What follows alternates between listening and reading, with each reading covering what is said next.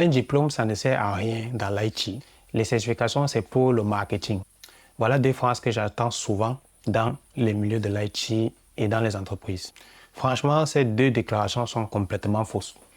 Maintenant, que choisir? Un diplôme d'ingénieur qui dure 5 ans de formation ou alors une certification qui va vous coûter entre 300 et 900 euros. Attendez de voir pourquoi les professionnels qui combinent en fait les deux, c'est-à-dire les diplômes académiques et les certifications, gagnent en moyenne 25% de plus que ceux qui ont un seul des deux, c'est-à-dire uniquement les diplômes académiques ou alors uniquement les certifications.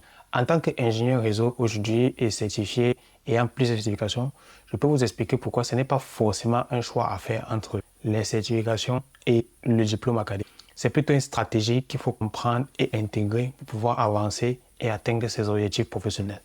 D'ailleurs, si vous souhaitez vraiment optimiser votre parcours dans l'IT et découvrir les 7 secrets que les écoles ne vous apprennent pas pour la construction d'une carrière durable et solide, j'ai préparé un guide 100% gratuit qui est dans la description et qui vous donne ces 7 astuces, 7 secrets que les écoles ne vous révèlent pas et qui vont vous permettre de construire une carrière IT solide et sereine. Le guide est totalement gratuit et il est dans la description. Et aussi, si vous souhaitez avoir des conseils concrets pour évoluer dans le monde de l'IT, si je parle de tous ces sujets, l'IT en général, plus spécialement les réseaux informatiques, le cloud et la cybersécurité.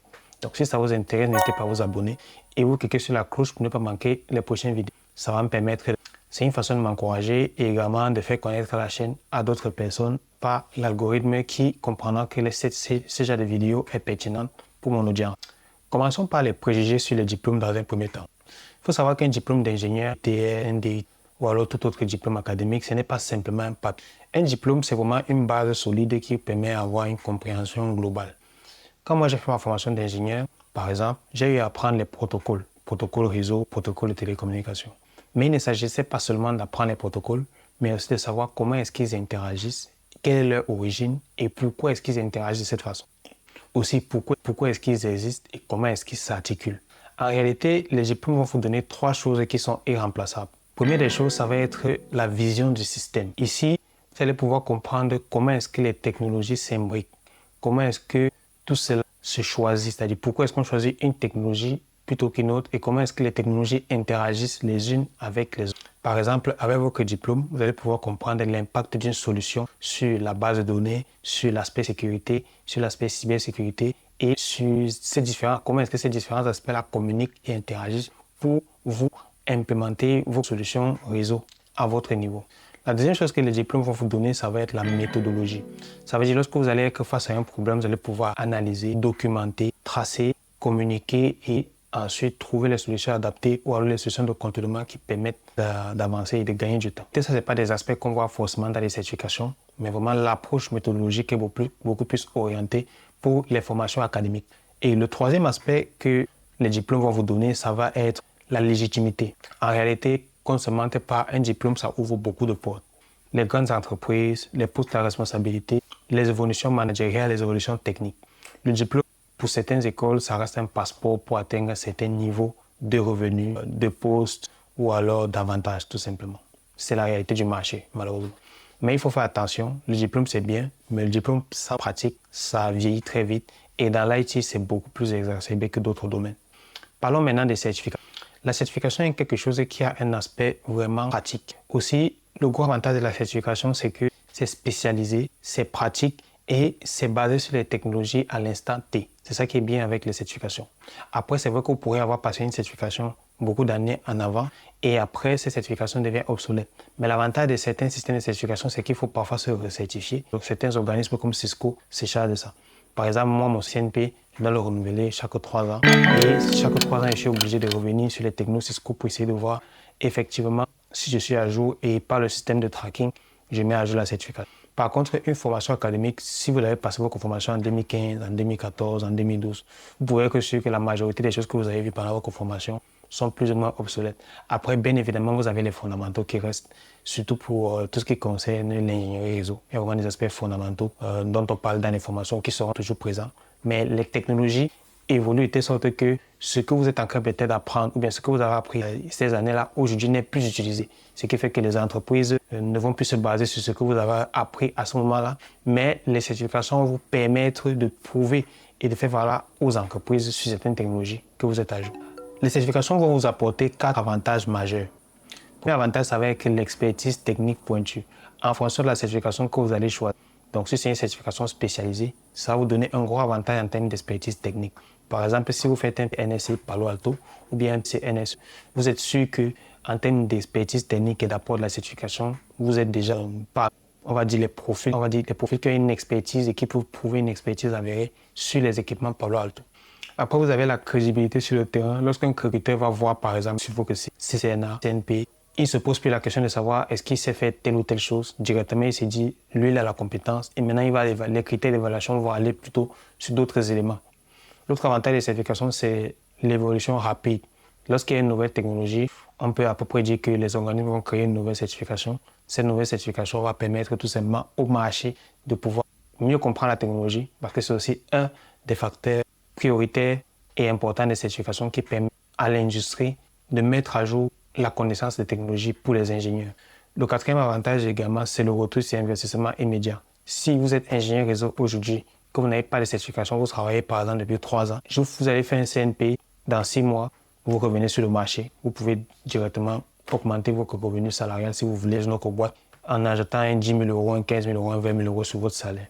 Essayez ça avec un diplôme, je ne pense pas que c'est possible. Par contre, avec une certification, c'est largement faisable. Maintenant, il faut savoir qu'il y a une pièce dans les certifications, c'est que si vous faites uniquement des certifications, vous allez avoir une expertise technique, mais si vous n'avez pas une base solide, malheureusement, vous ne pourrez pas évoluer sur des projets d'architecture ou alors des projets de management, parce que sur ce type de projet, il faut une vision beaucoup plus globale et des méthodologies qui, là, pour le coup, sont communiquées ou bien sont issues des personnes qui ont fait des formations académiques classiques. Maintenant, ça ne veut pas dire que quelqu'un qui est sur le marché, qui a fait uniquement des certifications, n'a pas ce type de vision. Mais je pense qu'en entreprise, pour pouvoir démontrer qu'il y a les capacités d'avoir ce type de poste, il faudrait soit des certifications qui sont orientées justement dans ce type de compétences architecturales, méthodologiques, ou alors tout simplement une formation académique en lien avec cela pour pouvoir appuyer le diplôme. Besoin d'un site pro avec branding ou alors d'optimiser votre site existant? Nous créons, optimisons, automatisons tout. SEO, Google Ads et toutes les tâches répétitives que vous aurez à faire. Objectif, faire exploser votre business. Audit gratuit et 10% de réduction pour les abonnés, lien en description.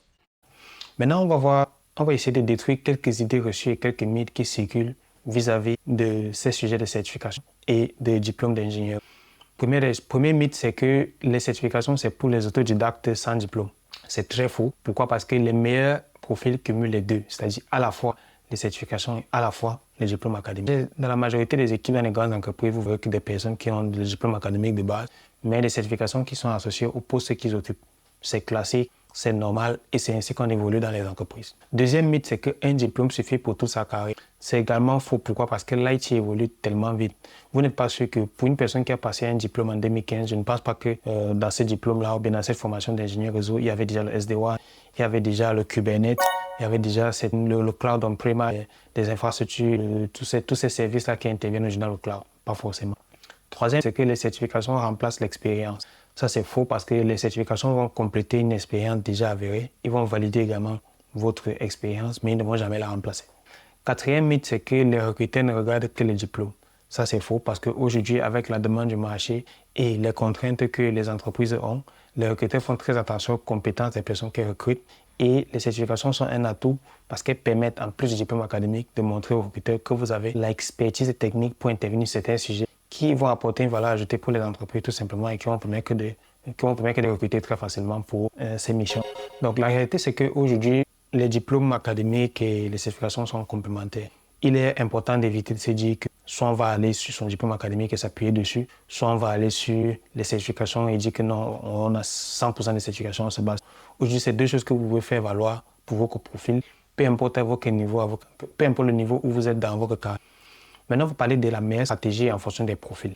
Pour les personnes qui sont étudiants, il est important de commencer par un diplôme, mais ensuite de compléter ces diplômes par des certifications. Ça peut être une certification globale qui permet tout simplement d'avoir des compétences en plus, ou alors une certification spécialisée qui permet de s'orienter sur une technologie précise. Moi, je conseille pour les jeunes profils de s'orienter directement sur une certification, aujourd'hui une certification spécialisée. Ça veut dire si vous êtes dans un diplôme, dans un cursus d'ingénieur réseau, il est préférable pour vous de vous orienter sur une certification spécialisée avant de sortir de l'école. Comme ça, quand vous sortez de l'école, vous avez déjà votre formation d'ingénieur et vous êtes spécialisé sur une technologie. Ou alors, si vous êtes spécialisé sur un type d'équipement, par exemple, vous faites votre formation d'ingénieur et ensuite, à côté, vous faites une certification Fortinet, ce qui fait que quand vous arrivez sur le marché, vous pouvez directement être consultant pour une entreprise où vous avez pas mal de firewall Fortinet. Et pour ça, je vous rassure, il y a pas mal d'entreprises qui ont ce type d'équipement. Pareil pour Palo Alto, pareil pour d'autres petites technologies, pareil pour Cisco. Maintenant, vous avez les profils en reconversion. Ce type de profil, il est important de faire d'abord des certifications. Pourquoi? Parce que les certifications vont permettre d'avoir un emploi, de trouver l'emploi rapidement. Donc, vous pouvez faire un CompTIA, vous pouvez faire un CCNA, vous pouvez faire un CCNP. Et ensuite, vous pouvez compléter avec un diplôme académique en fonction de si vous souhaitez avoir des évolutions internes, des évolutions de carrière ou autres. Là, il y a urgence. Une personne qui a un diplôme mais qui n'a pas de certification, il est important de valider son expertise par ici. Après, il y a des personnes qui sont tout à fait à l'aise par leur poste, ils sont dans un bon contexte, ils n'ont pas forcément besoin de certification pour valider leurs compétences. Mais moi, je dirais à court terme, oui, c'est bien, mais à long terme, pour quand même faire valoir une expertise technique et également pour s'ouvrir au marché, c'est important de le faire. Après, vous avez les profils certifiés sans diplôme. C'est bien, c'est une bonne approche. Après, ça dépend, est-ce qu'un profil certifié sans diplôme n'a pas pu faire les diplômes parce qu'il ne pouvait pas ou bien parce qu'il ne voulait pas? Après, il faut passer long terme, toujours se dire qu'il faut valider quand même certains acquis par des formations académiques. Mais pour moi, ce type de profil, c'est différent et ce n'est pas obligatoire forcément de repartir sur une formation académique si on est déjà certifié sans diplôme académique et qu'on est sur le marché de l'emploi. Pour résumer cette vidéo, tout ce que je peux dire, c'est que les certifications et les diplômes académiques ne sont pas des ennemis, ce sont des choses et des éléments qui sont complémentaires. Le diplôme va vous apporter la vision et la méthode. La certification va vous apporter l'expertise et la partie technique.